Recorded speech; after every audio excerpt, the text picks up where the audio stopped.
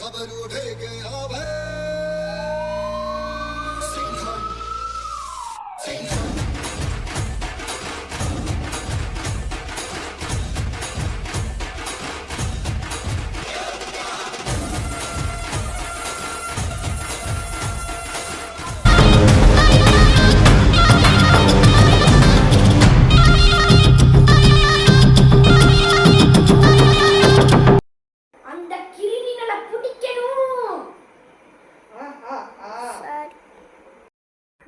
உங்களால ஒன்னத்தையும் கிழிக்க முடியாதுடா போலீஸ்.